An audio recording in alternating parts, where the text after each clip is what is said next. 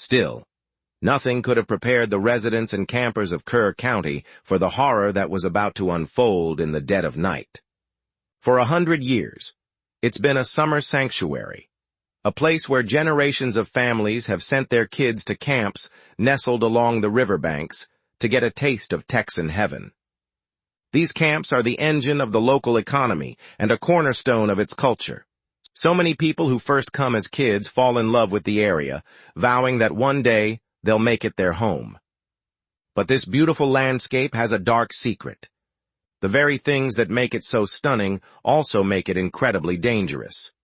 This region is known as Flash Flood Alley, one of the most flash flood-prone areas in the entire United States. The steep terrain and rocky ground can't absorb heavy rain, so when the skies open up, the peaceful Guadalupe can turn into a monster. It's happened before. In 1987, a church bus was swept away, killing 10 teenagers. In this investigation, we're going to expose the shocking failures in emergency response, the history of ignored warnings, and the official statements that just don't add up. The river rose an unbelievable 26 feet in just 45 minutes. Homes were torn from their foundations. Those idyllic summer camps became scenes of unimaginable terror. When the sun finally rose on the devastation, at least 68 people were dead. 28 of them were children, swallowed by the flood as they slept in their summer camp cabins. For decades, the official story after every flood has been the same. These are just unpredictable acts of nature. But what if that's not the whole truth? What if the deadliest part of this disaster wasn't the water, but a catastrophic failure of the very systems designed to protect everyone in its path? It turned out to be a fatal miscalculation. At places like the 99-year-old Camp Mystic, a beloved Christian retreat for girls, campers were enjoying the last days of their session. The camp, founded back in 1926, is so popular that families put their kids on wait lists years in advance. Photos taken just before the flood show exactly what you'd picture. Large cabins with green shingled roofs tucked between sturdy oak and cypress trees.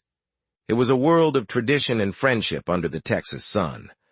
Residents and tourists packed the cabins and RV parks that line the river, all looking forward to a long 4th of July weekend. Locals know how the river can get, but many visitors wouldn't have known about the region's grim nickname, Flash Flood Alley. The weather forecast was on people's minds, sure, but it wasn't setting off any major alarm bells. The National Weather Service had issued a flood watch on Thursday afternoon, predicting maybe up to 7 inches of rain in some isolated spots overnight. With water rising to the top bunk, their only choice was to swim out of their cabins into the raging flood to find higher ground. Fueled by a slow-moving weather system pulling moisture from the Gulf, the storm just sat stalled directly over the hill country, dumping not 7, but in some places, up to 20 inches of rain in only a few hours. At 1:14 a.m., the National Weather Service issued its first flash flood warning. That should have triggered a chain reaction of alerts through local emergency channels and the media. But for those sleeping along the Guadalupe, the warning was silent. There were no sirens, no external alarms to cut through the night.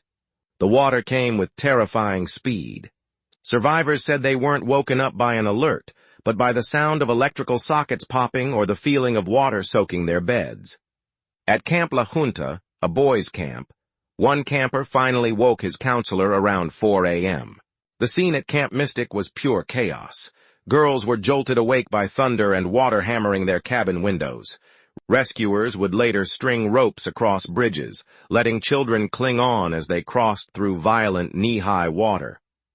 But for so many, it was already too late.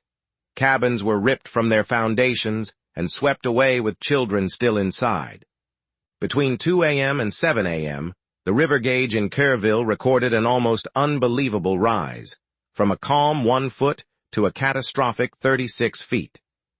At 4:03 a.m., the NWS escalated its alert to a flash flood emergency, a rare warning for a situation that is extremely dangerous and life-threatening, urging immediate evacuation.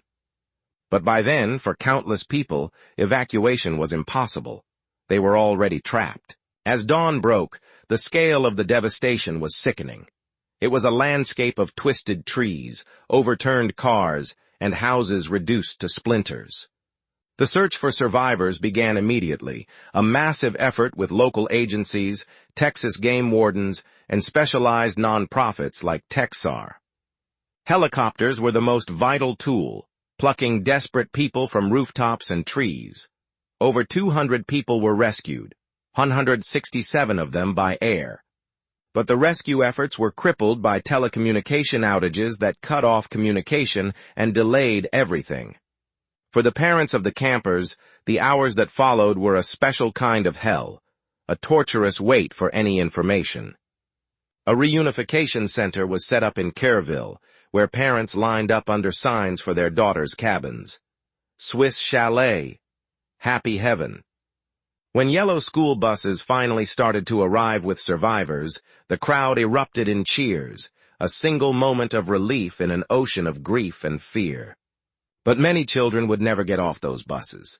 At least 27 girls from Camp Mystic were reported missing in the hours after the flood. Families turned to social media, posting photos and desperate pleas for news.